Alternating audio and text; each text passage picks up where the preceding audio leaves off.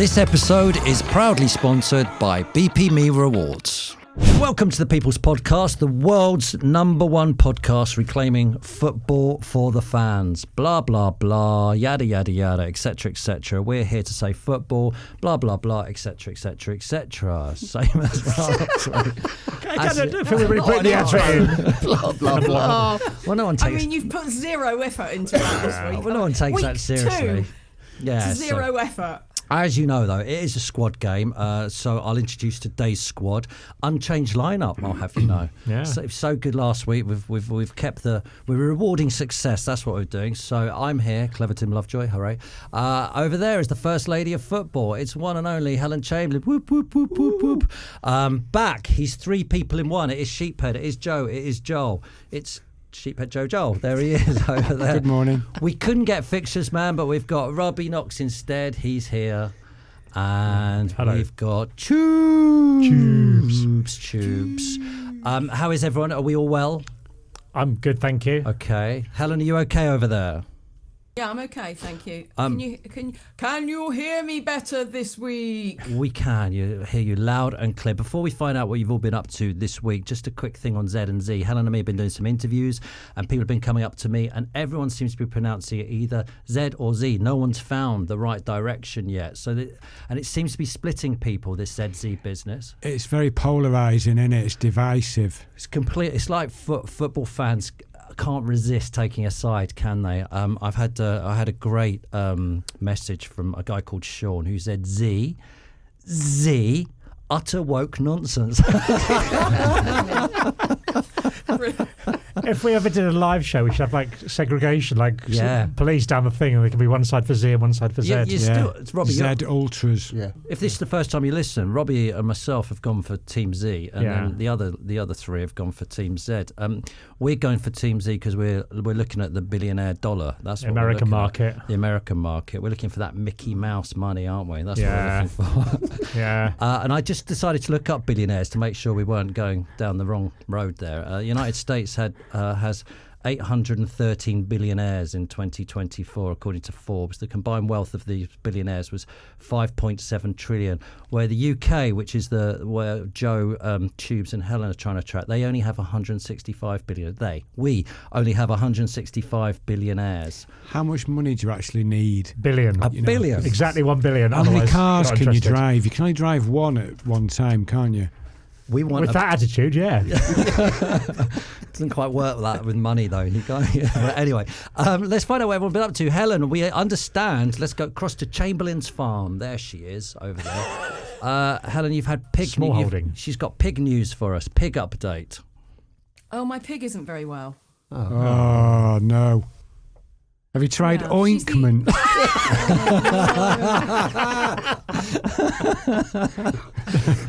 The older the better. Yeah. Oh, wonderful. Yeah, she's the old one. She's an old girl. She's nearly 13 now. But the problem is she doesn't like the vet. So the vet can't examine her because she chases him out of her bedroom. So she's had some antibiotics, but she'll only eat custard creams at the moment, which is illegal. What? Custard creams? What do you mean it's illegal? Yeah. You're not allowed to feed livestock any foods that have, I'm going to do this in the quote, gone through the kitchen. So if you had a handful of blueberries, you can feed that to livestock. But if you cooked those blueberries and put sugar in and pastry and made it into a blueberry pie, nothing that's gone through the kitchen. It's quite serious because it all stems back to foot and mouth. But she's not in the food chain. She's nearly 13. My vet has said she's not eating. So, but custard creams. But how does she know she's eating custard creams? How does she know she likes custard creams, though? Someone must have introduced her to custard creams. That's what I'm thinking, Joe. Yeah, she doesn't like bourbons, so she has custard creams. What about ginger nuts? Yeah, yes and no. She has eaten ginger nuts, then another day she'll go, I don't want those today, thanks. Fig rolls? Very polite. Hold on, but why she knows she eats pig biscuits in the first place? What's going on? Because when she stopped eating, I then gave her some biscuits and she ate them. Okay. Helen, I thought... Do pigs live to 30? 13. 13. 13. Oh, 13. 13. Now, does she have a name? Because I'm a bit gutted. It's a woman really. Because I've thought of some names for her. But does she have a She's name called- already? Yeah, she's called Blue. Blue. Okay. Because I thought of Ryan Pigs, and then I thought David Beckham, thanks. Yeah. Good. and then I thought pork skulls, Yeah. and then how about Stice Stallone, Yeah, that's good. Richard Hamon. That's for our Spanish listeners. Eddie Sau. Eddie Sau. yeah. Yeah, that's not bad. Selena Gomez, actually, I'm stealing this off her. That doesn't work. She was on. Selena Gomez was on. What's that thing called? Murder. Only Murderers in the Building, and they had a pig on there, and she called it the Notorious P.I.G. I thought that was very good. Well done, Selena. Thank you, Helen. Robbie, where have you been this week? Scotland. Went to Scotland versus Poland in the Nations League. Bit of live soccer. And how'd you get on? Oh, it's terrible. Lost wasn't 3-2. It was part fun, part misery. VAR early on. No idea what was going on. Like, we had a goal disallowed, but then there was nothing in the stadium. Not even a thing come up. And the Poland fans didn't know what was happening. And then the game sort of just restarts. And then it came up VAR check. I was like, I think I can guess what's going to happen because we're playing the match and there hasn't been a kickoff. Right. And then it goes goal disallowed. It's the problem with VAR, right? Tubes that you don't know what's going on in the stadium anymore. Shit. It's a Yeah. TV game. I hate it. Do you? I hate it. Yeah. How powerful is it when they do the national anthem at Hampden? It's good. Yeah, really good. You've been to a Scotland game I with me. came with you and I could not believe how good that was. Yeah, it's really good. Tell us about non-segregation. This is my favourite thing I've heard this week. So when I put it together, I thought I'll get it near the Poland end, bit of atmosphere and all that. But then there wasn't anyone in between. It was sort of just merged in. And where I was, there were like a mix of Scotland and Poland fans. There's still a sort of area where the Poland fans were based, but it sort of just merged naturally into the Scotland thing. No trouble, nothing.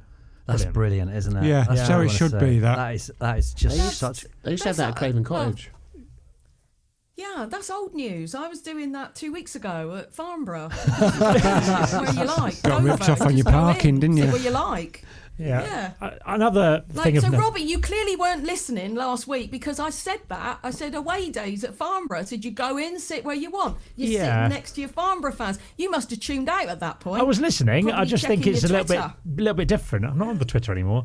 Other news, pie news. Yeah, go on. I just think we need to show some respect for Hampden's pie selection. They've got a new one called the Legends Curryverse Pie. That's good. £4.70. That's Not a bad. good price as well. Reasonable. Kebab pie, £4.70 as well. Yeah. If you're on a budget, steak pie, £4.30. Macaroni pie, £3.80. Salt chili chicken pie, £4.70. Scotch pie, £3.60. Mini steak pie, £2.50. For Helen, vegan sausage roll, £4. £4 vegan sausage roll. Yeah. Yeah. You do realise you've just read out a list of pies on this podcast. Yeah. So You said blah blah for the first minute. Well, you know, blah blah is actually more entertaining than reading out a load of pies. So far, we talked about pigs and pies. Okay. This is supposed to be the world's #1 podcast. What's going on? Yeah, and then we were 2-0 down. We pulled it back to 2-2, and then gave away a penalty in the 98th minute and lost. Yeah. Did Scott McTominay score? I can't remember. Because it's what happened. I used to, when I was a Too busy kid. queuing for a pie. When I was a kid, I could remember every score of Yeah. the season, all that. Now I literally went to a game, can't remember who scored. Joe, last week we found out that without you, there's no sport on TV. You gave us the Olympics. That's what you gave us. That was my gift to the world. In the Paris. Olympics. Yeah. What sport have you given us on TV this week? I've been doing a lot of Nations League this week. Did you do the Scotland game? I did the Portugal game. Okay. You scored too early. Yeah. McTominay, he can't stop scoring, can he? What game did you? What other games did you do? I've done loads. I can't Go on. remember them. Kicked off with it wasn't a Nations League game. It was a friendly game between Gibraltar and Andorra. But we all know. Wow. We all know there's no such thing as a friendly between Gibraltar and Andorra, is there? What are you when you're doing this? What are you doing? You say I'm doing it. What are you actually doing? Don't ruin the magic. Okay, No, you don't need to know that. I'd like to strike that Hey, question from the record. You just want a little peek behind the curtain, don't you? But I'm not giving you one. No, it was on a plastic pitch in Gibraltar. and it was like a Mediterranean Kenilworth Road. It was. What's your thoughts on the Nations League? I don't really understand that. What's going on? I don't think anyone understands it really. Pointless. I know it helped us get a playoff place for a tournament, but I don't know. I think it sort of gets worse if you do well because then you go into a higher group. So I don't really understand it. I don't really know what's happening. I just know I went to it. As football fans now, we just put up with everything, don't we? Actually, I quite like the new Champions League format, but I don't really understand it. Well, I kind of do understand it, but it just gets presented to us. And we go, fine, we'll do that. VAR, we'll do that. Yeah. All of a sudden, you find out we're in the semis. The Nation League. Are we? Oh, right, okay. Yeah, brilliant. Who are we playing? Croatia. Right, bring it on. Brilliant. Yeah, they ran and said, right, you're getting a playoff place for the Euros or the World Cup or whatever it was. I go, no, that's nice. Yeah. Didn't know that was a thing. Tubes, you've been up in Scotland as well, haven't you? Yes, we did a golfing competition, and it was a bit of a mad one, really. We started at the Savoy Hotel. Nice. Saturday evening. Yeah. Went to the rooftop, and there was 12 players, and there was a putting competition on the roof. Oh. And the 10 people who got through, didn't miss your putt, got taken there in a private jet. And the other 2 had to go on a slow train. Who's organised this? You know Seb, Michael Brown, Seb on golf. So did you get the private jet gig? I got the private jet. Yes. What an experience, by the way. What length putts are we talking? Oh, it was easy ones. Little... 4-footers? Yeah, little knee knockers. yeah. So what was your private jet like? Beautiful. The maddest thing is, though, you just don't check in. You just go straight round the back into this plush, lounge, wait there. They go, passport, calling you straight on the plane. I've never done it before. It was mad. They get thrown around those planes. A little bit, yeah. Oh, I remember when we were talking to David Beckham once, and he was talking about he was at Milan at the time, and he was going back, and we're like, so what time are you back? And he was like, well, I'm going to probably leave in about 20 minutes, and it's about a 20-minute drive. And I suddenly realised, oh, you don't have to wait for a set time to go, do you? Just go whenever you want. Just get on the plane and go, yeah. So I used to get on those when I worked with England for the FA, and you used to get on the private planes to England games. It's great. Really? Little private section at Luton Airport. That's where the FA are spending their cash on private jets for you. Well, not for me. Frank Lampard and everyone was on it as well. But the whole England team, I was just And who are you playing? You played against Eddie Hearn. We saw a picture. How did that go on? Yeah, so that was last week, and that was probably one of the best videos we've ever done. The first one we did with Eddie Hearn and his partner Frank Smith was, I didn't think it could ever be beaten, but last week it got beaten. They are the 2 funniest people. They're constantly at each other the whole time. They rip into each other. And when can people watch that? That's out this Sunday. It's Sunday. Very, very eventful. Will you get Eddie Hearn on here? Absolutely. Robbie, who's on your podcast this week? You got your 2 podcasts. Jack, mate? It's having out. It's a 500th episode special. Oh, that's pretty cool. Exciting. What about Moon? The Moon? Moon Underwater. We've got a guy who goes by the name Historic Pub Crawls, talking about historical pubs. Okay. Do you know what I did this week? Yes, please. I did a lot of press with Helen. Helen, have you been enjoying doing the press with me? Have we enjoyed doing it? Oh, yeah, we did TalkSport Breakfast this week. Yeah.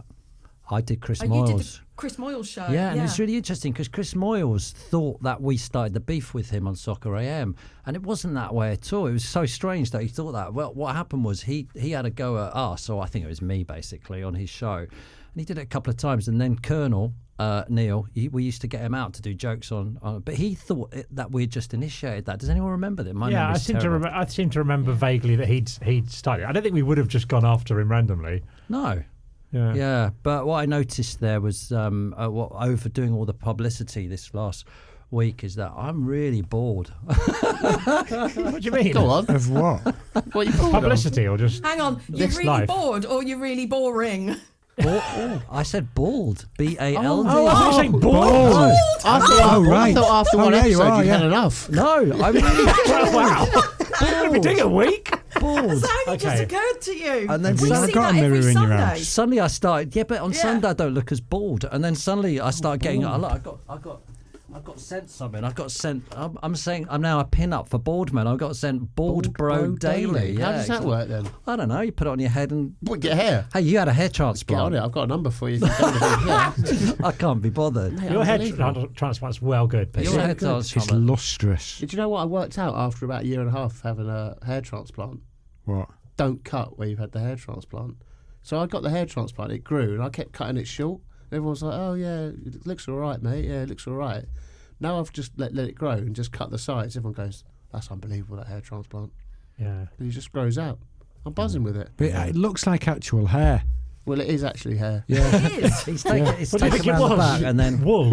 It's come from the back of my head. Right, guys, we've got lots of messages coming in from our readers, our listeners, our viewers, whatever they are. Dave Payne says, did you ever have a guest that didn't make the show? Now, I promise you, we will answer the questions, but the question is in our Friday episode. We've got another episode of this going on Friday, but think about that one, guys, because on Friday we need to answer that question. Get your questions in about Soccer M or football.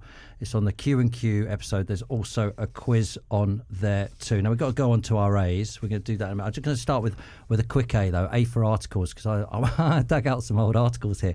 And when I was talking to Chris Miles and all the people doing the publicity, it's funny how times have changed since the 90s. And I found this from 97, so we'd been doing the show for like a year, and Helen and I had done an interview with 442 magazine in October 97, and I just thought this is brilliant because it sort of summed up the times. This is what they'd done. No disrespect to the journalists, because it was different times, but this was his question to us: who do you fancy most in football?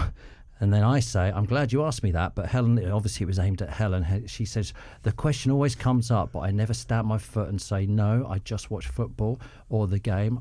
I don't say that my dream date is Jamie or Ginola. I will say that there are some damn fine looking players around, but then again, there are some damn fine looking blokes who work in this building. Well, one or two. I was lying. I then said, Patrick Berger, come on, how about Graham Lasso or Ginola? Helen says, Helen says, I reckon David Ginola's hair might do it, Andre Agassi on him. And in a few years' time, we'll be saying, blimey, he's bald. And then I say Zola, and Helen goes, yeah, okay, I do like Zola. Helen, it's just every interview we did, you were asked who you fancied, didn't you?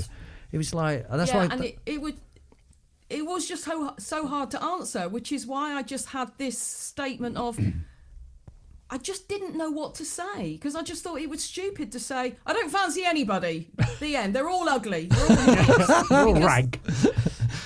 Yeah, because I wanted to get it away from, why do I have to fancy somebody? So I used to try and say, well, of course there are good-looking players, but there are good-looking people everywhere. Yeah. So I don't know what the point.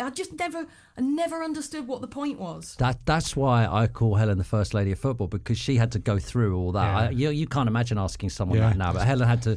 Every interview, you could see I joined in immediately, because every interview she was asked about players' legs and bums and everything else. You know, She took the arrows, didn't she? She did.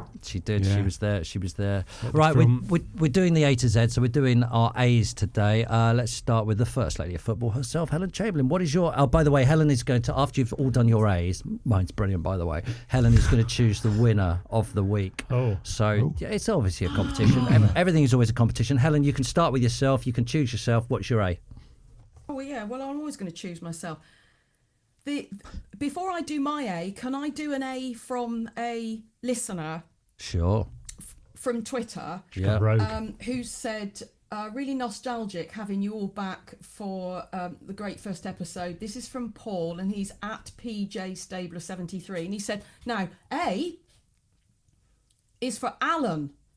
There are not many Allans anymore in the game. It's true. And that's a shame. Yeah, It's a massive shame. Yeah. So I just thought, and it just immediately made me think, who's my favourite Allan in football? And I thought, well, I'll throw it out to the guys, but I'm going to go first so that no one else pinches it. Kirbishley.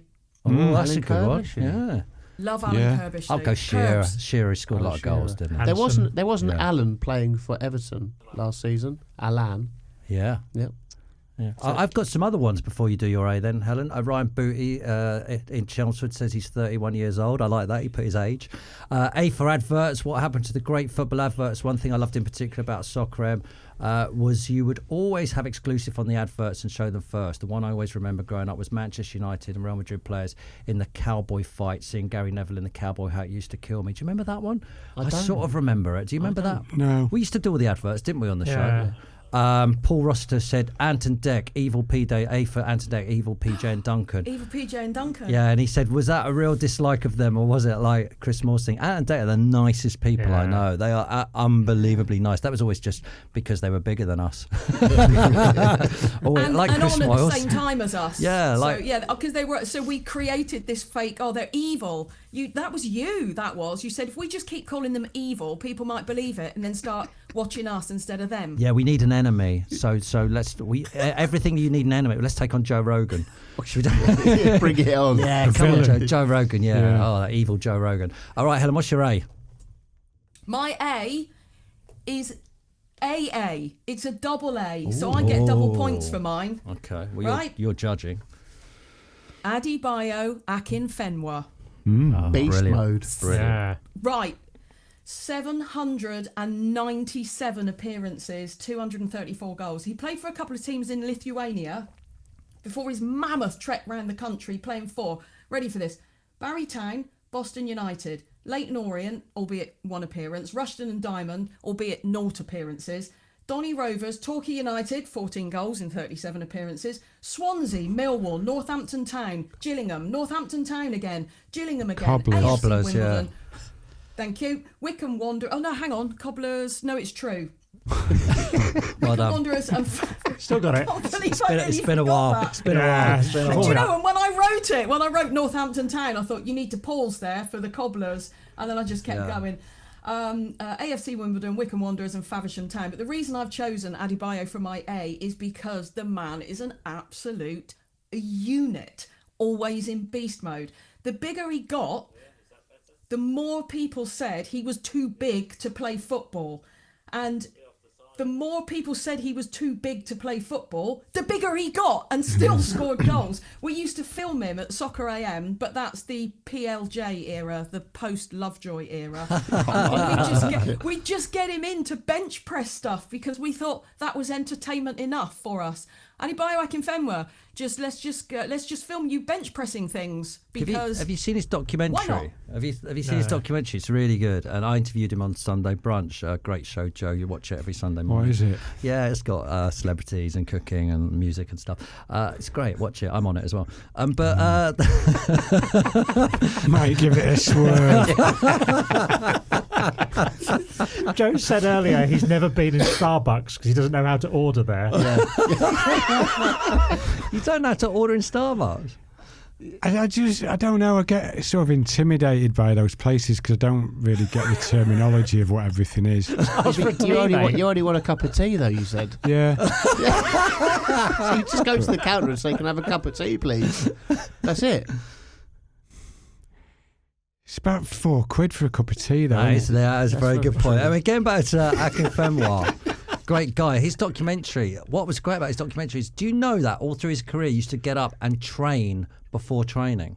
So we used to get up and do a cycle every morning. And I think it was something like 47 minutes or something cycle. And he did that every single day because he thought he was going to be fitter. So he trained before he trained. Yeah. Let me do that because I'm going to present football one day, live football. Yeah, no. Yeah, well, no, this is a stepping stone. So I'll do that thing that all pundits have to do. If you're a young kid listening to this, remember, if you want to be as good as Akinfenwa, you've got to train before training. There you go.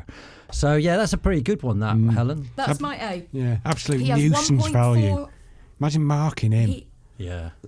Pointless, Not a defender either, a forward. 1.4 million followers on Instagram and a beast mode clothing range, which I may have accidentally pressed the buy button on a really nice sweatshirt this morning when I was doing a little bit of research. So next week I might have my beast mode sweatshirt on. We should get him on here, right? Yeah, let's get him on. No, don't do that, because I could have got the sweatshirt for free if we'd invited him. Just send it back. Yeah. Just send it back. Right, it's $5.99 postage as well. Let's move on to Robbie. Robbie, what's your A today? Arm wrestling. Because we know where we're going with this. Yeah.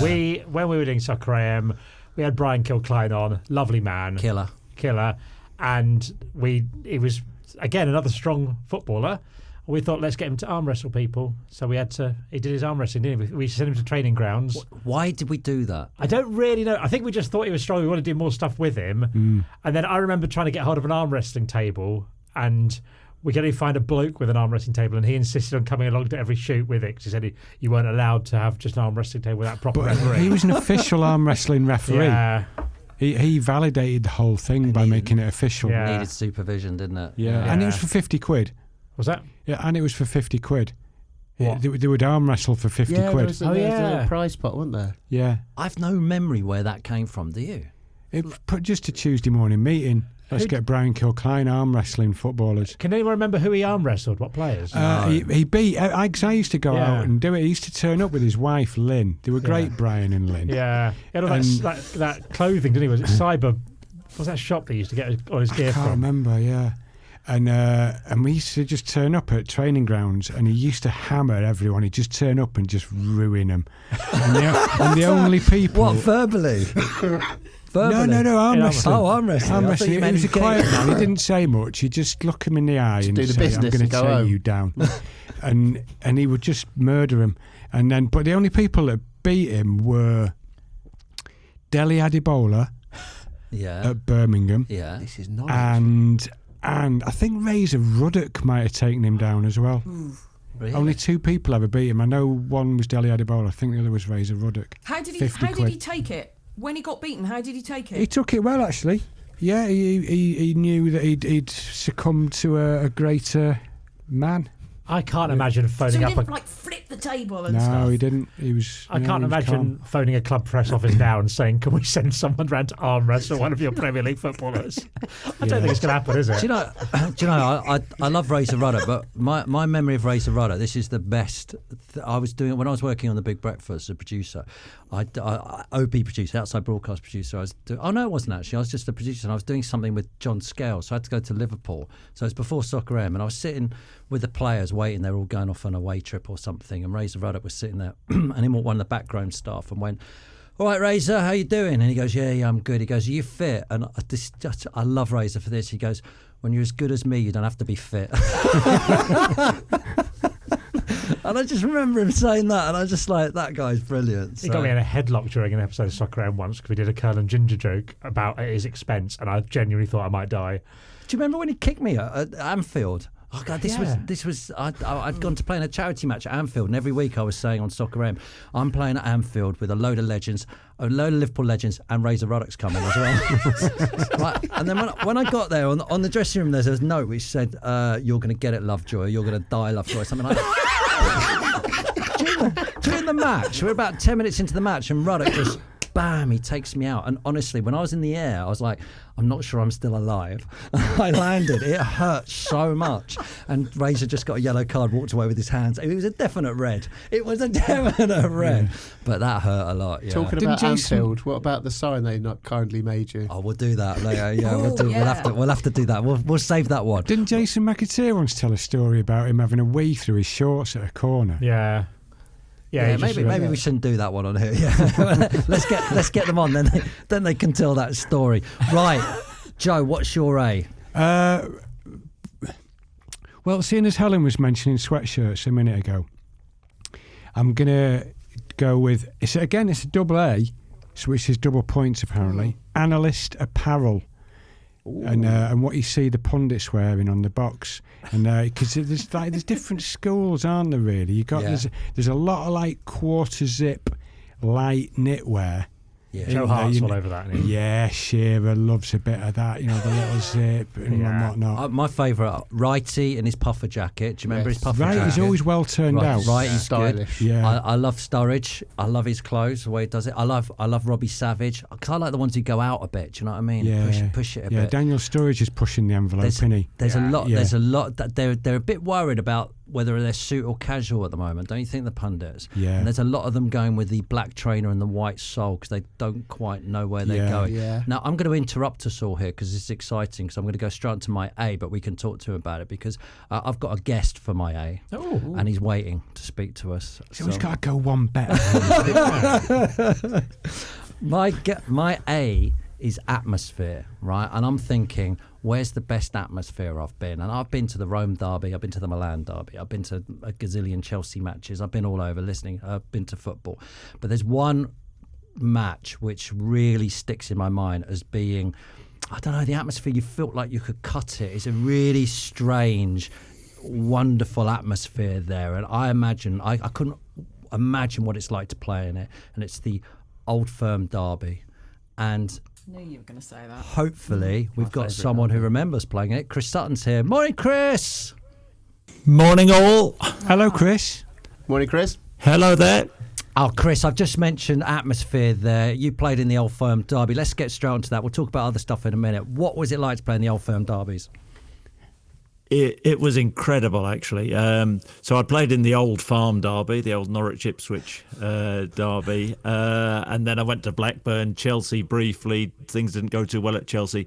Went north of the border, and everybody talks about the Glasgow Goldfish Bowl and the intensity, but just, my first Old Firm derby, Glasgow derby, was the 6-2 game where Celtic beat Rangers 6-2. I scored a tap-in inside a minute, so that was a good start. But just walking out before, I've got a particularly hairy neck, but the hairs stood up on the back of my neck. They don't like each other, as you well noted. Celtic and Rangers. It's there is a bit of hate there. And Glasgow's a phenomenal football city. It really, really is. And there's a lot of great derbies down south, but I've got to say, I don't think anything touches the Glasgow derby. Chris, I just remember it being such a strange environment to be in. I was invited by Alex McLeish to go up there, and I think Fenners and me went up and we watched. So we were at Rangers, and Celtic won that day, and it was just. It was like the world was on everybody's shoulders. It meant so much to everyone. I'd never quite seen that. As I said, I've been to the Rome derby, the Milan derby. It's just something else. It's a bit different, isn't it, to every other atmosphere? It absolutely is. Well, playing for Celtic or Rangers, it's so intense. I live in Norfolk. I played for Norwich City. The way I would describe it, if Norwich City lose a game, the supporters are unhappy, but we just carry on farming. If Celtic draw a game, the punters want to kill you. They absolutely, your own punters want to kill you. It means so much. It's such a highly pressurized place to play because of the expectation, because of the rivalry and the intensity. But it's a brilliant footballing city, Glasgow is. Chris, I live in Norfolk. Have you got a favourite Norfolk tourist attraction or thing you like to do? Oh, where do you live? Norwich. Which part of Norfolk do you live? Norwich. You live in Norwich? Yeah. I'm a big fan of the coast. You would have been up to North Norfolk, Brancaster, and love it. Wells next to the sea. Holcombe and Wells. Yeah, I live near Cromer, which is really authentic. Big fan of Great Yarmouth. I love the Broads. Yeah. Wroxham. No, it's a lovely part of the world. It's a bit of a retirement place, really, but I was brought up here, but I absolutely love it. I sound like I'm a member of the Norfolk Tourist Board. I'm the same. It's a brilliant place. We are supposed to be a football podcast, though, so if you ever want to visit. Chris, you clearly love punditry. You're brilliant at it. We love you on it. How are you enjoying doing that side of things now? I love it. I sort of fell into it a bit. Years ago, I used to see all the pundits on the television criticising me, and I think Martin O'Neill tells a story when I was at Celtic where I once said, if you ever catch me on the telly talking about other players, you can smash me round the face with the shovel. And then I became a pundit. So whenever I see Martin, he reminds me of that. Yeah. Chris? Hi. Chris, you came on Soccer AM a couple of times as a guest. Yes. Why were you always so fucking miserable? So, you sound like my wife.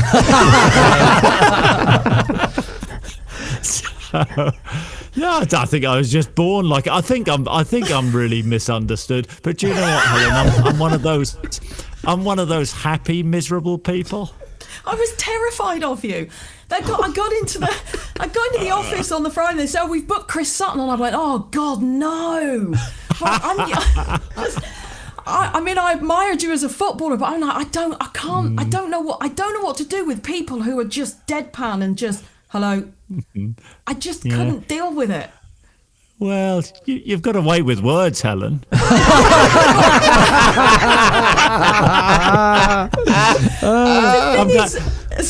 glad I came on.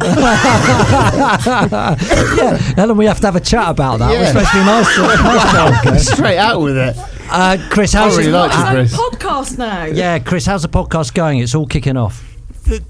The podcast, well, I think is going well. It's funny you talk about miserable people, but Ian Ladyman, who's the host of us all kicking off, we actually built up a relationship in Qatar at the World Cup where we used to look at each other on Zoom. I don't think we'd ever met each other in person, and we used to sort of eye each other up on Zoom every morning, and I thought he's a strange, weird, miserable little bloke, and I think he thought exactly the same. About What a me. recipe. Yeah, match made in But heaven. strangely enough, we actually agree on a lot of things. But he's a lovely guy. He's a very, very talented journalist, and I've got to say, twice a week we get to chat to each other about all the hot topics in football, and I absolutely love it. I really do, and I think the pod's going well. We've had a year at it. I think the first couple of pods we were thinking, blimey.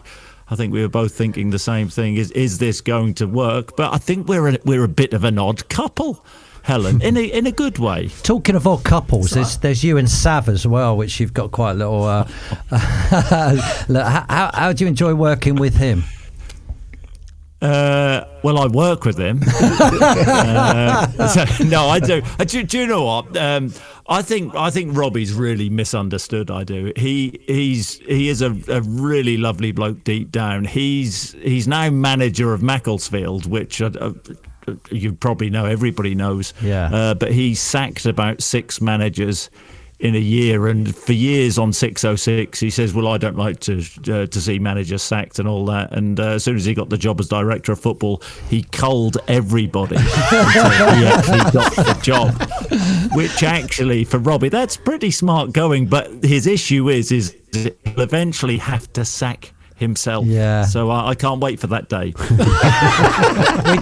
We're doing A's on today's show, and we were talking about Joe. What was your one there? It was Analyst apparel or attire. Yeah, because Savage got some rascal clothing lines. Oh well, clothes he wears, right?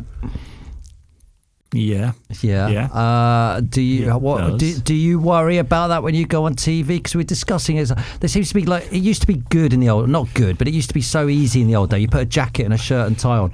Nowadays you got your loungewear and your Smedley jumpers and stuff. Does that ever worry you when you're going on telly? Well, maybe a bit embarrassing this, but my wife dresses me. Tells me what to wear. Does she put your She'll pants and your lay socks the out on clothes the out bed? for you. Literally. It's a bit embarrassing, but literally, yes. I mean, I'm from Norfolk. I mean, we don't know a lot about clothes. I did once. I don't know if you remember this back in the day. I did once model for Top Man though, Tim. I didn't know that. Oh, Oh. Yeah, they went into administration.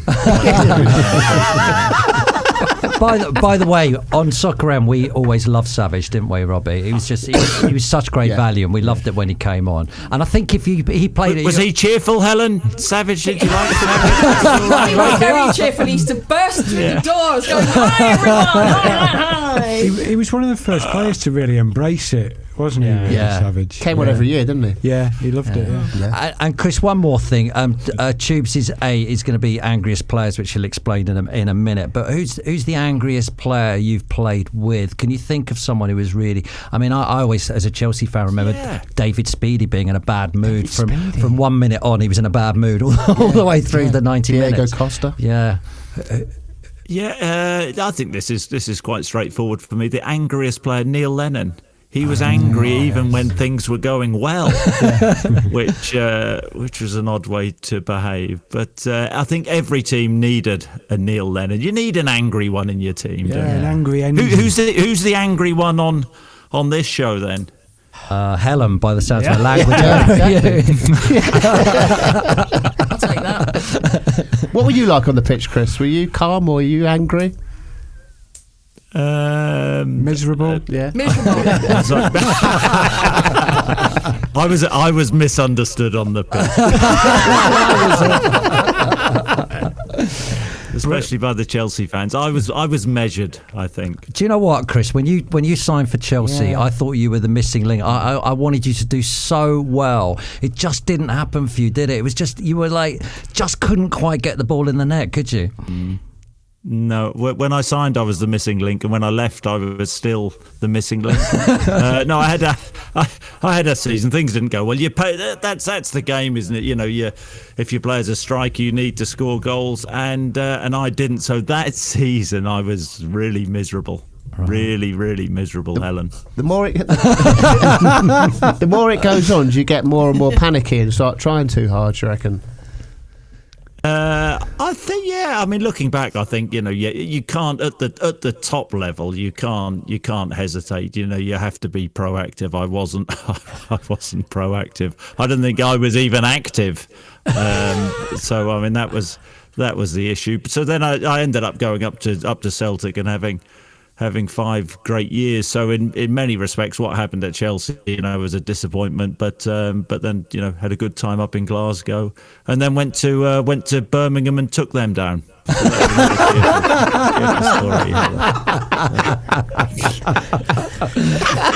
Chris, thank you so much for joining us. Make sure you tell Robbie Savage we want him on this podcast, please. Thank you very much. Thanks a lot. See you later. Yeah. Cheers, Chris. Make sure you tune into his podcast as well. It's all kicking off, and obviously he's all over the BBC. What a player, by the way. Yeah, he was a very good player. Yeah. What is your A, Tubes? My A is for Angriest footballer. And who is your Angriest footballer? I think the king of that has got to be Big Dunk. Big Duncan Ferguson. Just remember that footage with him and Bullard? Bullard. Yeah. Right, just the best, wasn't it? He's just looking at it like that. Says, you all right? Yeah, that was it, Ellen. He said, you all right? But he just looked proper angry the whole time. And could you imagine being the burglar? I've always thought that. Yes. Could you imagine that? You're going rummaging through goal. He's got some nice watches. You just hear boom, boom, boom. Yeah. Like, oh, God, might be in a bit of trouble here. It's Big Dunk. My favourite. You'd be like, what? My favourite bit about that story was, I remember when it happened, it said in the paper something like, he managed to chase him out the house after a 30-minute struggle. It doesn't take 30 minutes to chase a burglar out the house, does it?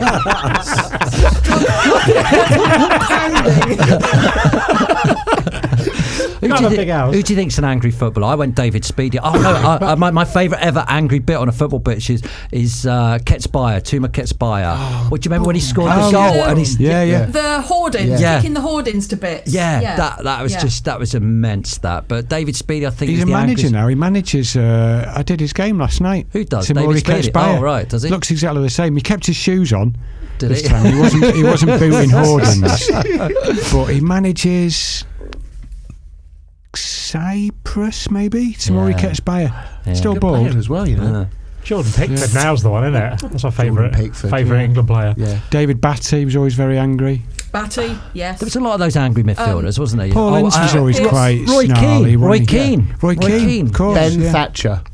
Yeah. He was proper angry. By the way, remind me after the show to talk to Helen about not insulting the guests as they come on. Straight in, studs up first minute. She went 2-footed straight in over the ball. It's unbelievable. It was legit. It was legit. What are you going to do? You're going to fire me? Fire me from the podcast? Are you letting me go? I've got pigs to feed. I've got chickens to look after. Helen, you've got to let them know they're in a contest.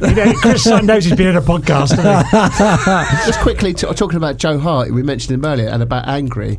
He actually had to change, didn't he? Because he used to get too angry. He used to get so wound up in the tunnel before the game. You'd see him and he'd be like... That's all goalkeepers, though. Peter Schmeichel, Pickford, they all get angry, don't they? That's what people said. You've got to calm down, Joe. It's putting you off your game. Right, what do you want to do? I'll let you all make it, as we're a democracy here. Shall I do my A, which is going to win the week, or should we do WWF first? Which one should we do? Do your A. Do your A. Should we do your A? Well, not hold back because it's so good. No, I'm going to hold it back. We'll go on to W. Ask us what we want. Democracy, then, was it? Ask us what we want. Or a benevolent dictatorship.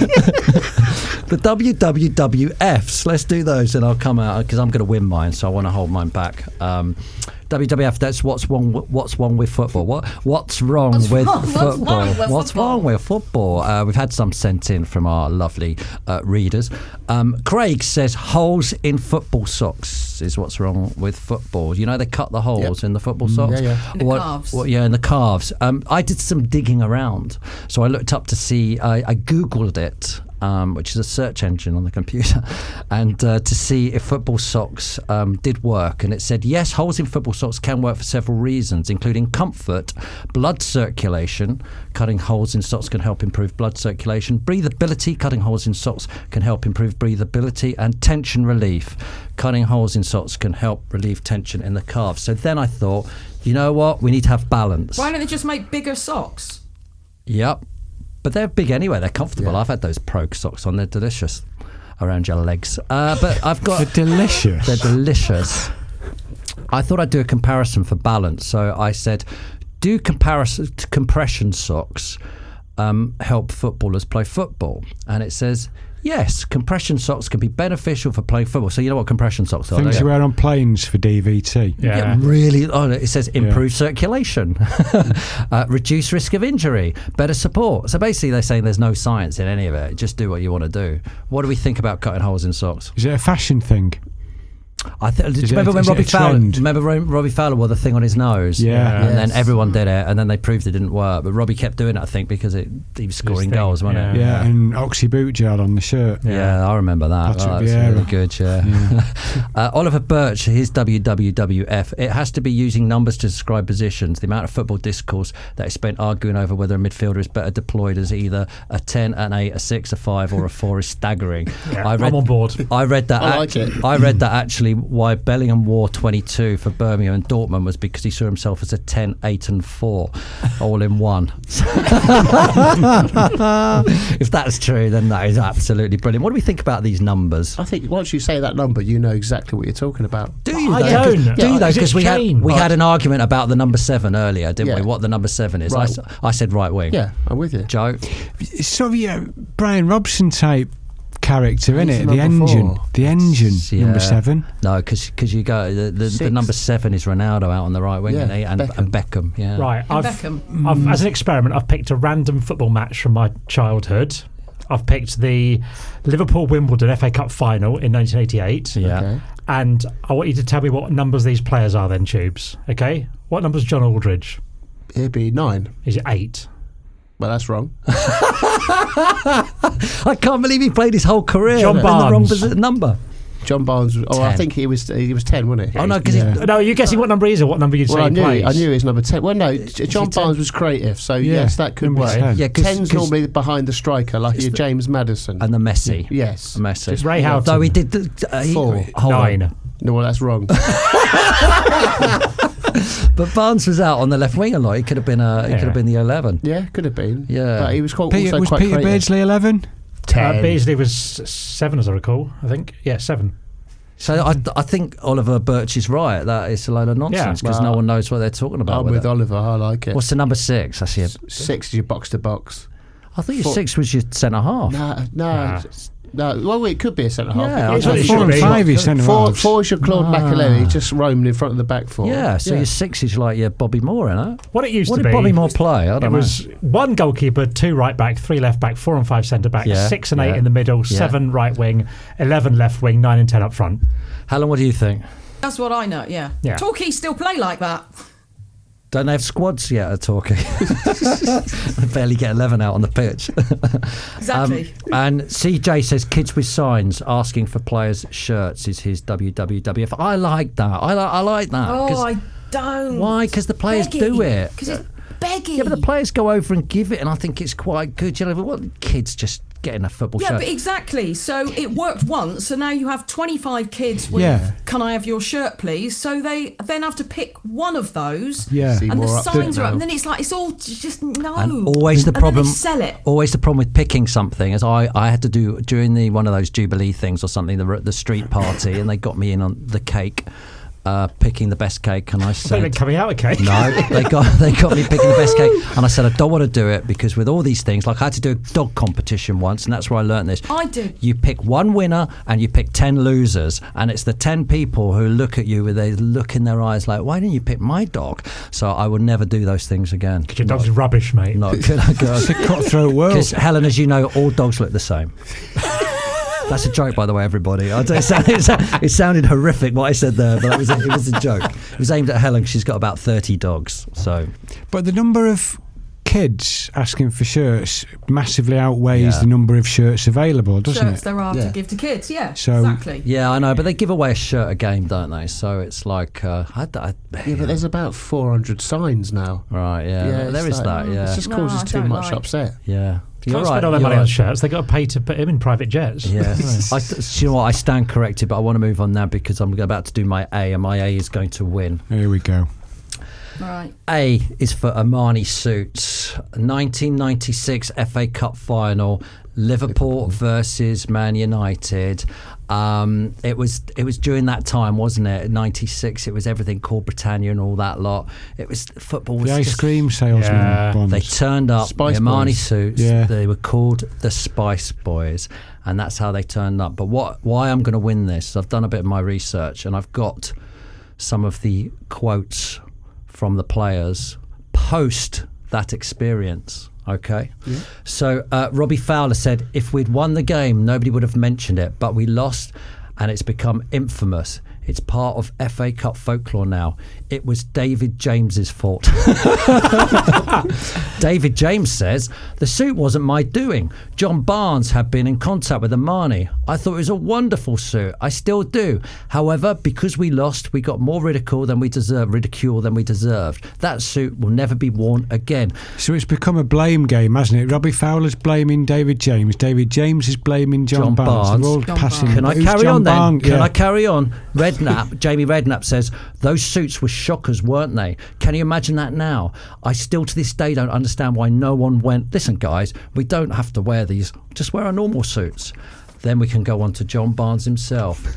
I got the stick, but I can safely say that it was David James and a few of the other Spice Boys who thought they'd look cool. So that was it. So, you know, it's who do we need to get to the bottom of this, don't Let's we? get David James on, don't we? On Yes. the podcast. Yeah. Or John Barnes. Get them both on together. John They can Barnes. They settle can argue it it. out, yeah. Get them on. So I tell you what we've got to do now is we've got to do fan of the. Do anyone want to say anything about those suits? I actually quite like them. Now I've you look got- back. Go You've on. got Jason McAteer's one, haven't you, Helen? I've got Jason McAteer's suit upstairs. I've got Jason McAteer's suit. You gave it to her and sucker him. Yeah.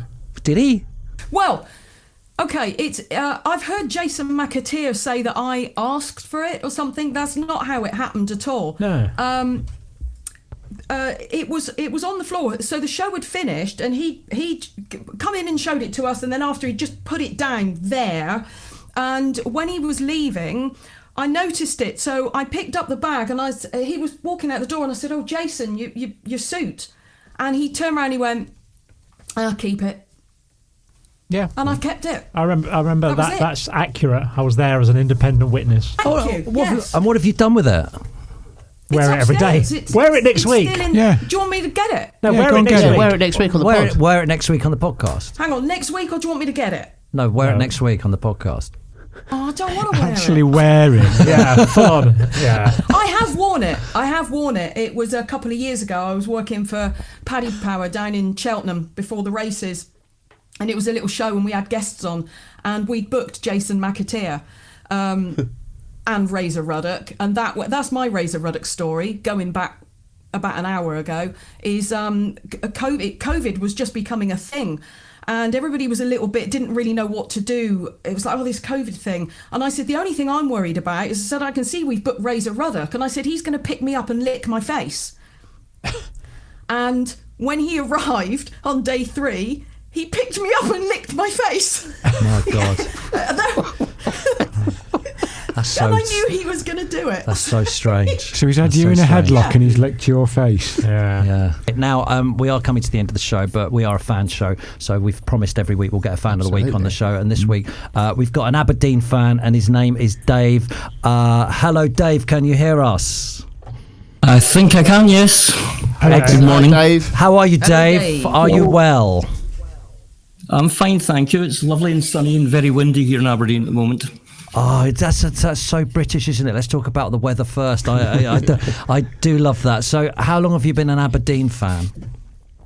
I was born in Glasgow and actually was brought up as a Partick Thistle fan because I stayed a mile away from the ground. But I moved up as a student to Aberdeen, and I always believe in supporting your local team. And I know some people, it's one team, one life, that's it. But it was a good time to be supporting Aberdeen when I started living in Aberdeen. So I've followed them ever since the late 70s through the Fergie years, etc. And then I was lucky enough to work for the club for 26 years, which was combining being a fan and working for them as well. So I was at every home and away game up until COVID, both domestically and European-wise. So it was a great time. It was like getting paid for doing something you love. What were you doing working for the club? What were you doing for them? Did PR and also did the commentary for their in-house TV as well. Brilliant. Were you on that 24-hour ferry up to Gothenburg when they played in the? No, I wasn't. And unfortunately, I missed. I was at the Bayern Munich game in the quarter-final, which was probably one of the greatest games ever seen at Pittodrie, when we came back from being 2-1 down. But I didn't manage to get to the final, unfortunately. But I've heard plenty stories from the ferry journey to Gothenburg. So, Dave, did you get to spend And back.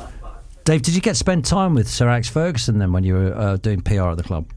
I've interviewed him a few times, and he's as ferocious a man to interview as he is when you're not interviewing him.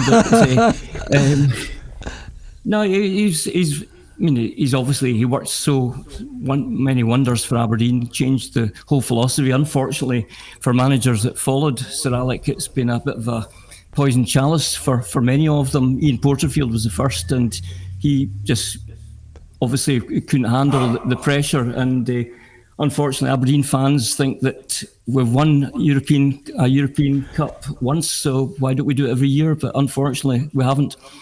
Yeah, tell us about how you're doing at the moment. Then, how do you see the club? It's been after a few seasons of far too many managerial changes. We've got Jimmy Tillene, and he started off well. We've won our first 4 league games and 5 League Cup games, so we're sitting top of the table behind Celtic in goal difference, 5 points ahead of Rangers, which is great. And we're through to the knockout stages of the League Cup as well. So we're still in that. And, it certainly seems as though there's something special going on without getting carried away, because we've been here before plenty of times. But it really is positive right now. I think there's a feel-good factor about not just the club but the city in general, which we're obviously keen for that to go on and on. And no, it's looking good, but it's still very early days in the season, obviously. Yeah. Thanks. I think my only knowledge of Aberdeen is that the game is that the club that Dean Windus got sent off. Got 5 red cards. Five times against Dundee United down at Tannadice. Which was quite a feat for Dino. Yes. And we lost that. And that was one of the other managerial casualties. At the same time, we've gone through quite a number of managers after being very, very few in their first almost 100 years. But subsequently, it's been a period of change far too often. But yeah. Dean still comes back to Aberdeen quite a lot. He's become a folk hero. Well, I think wherever he goes, he has. But he's become a bit of a hero amongst our fans. And can I just ask, how did he manage to get sent off 5 times in one game?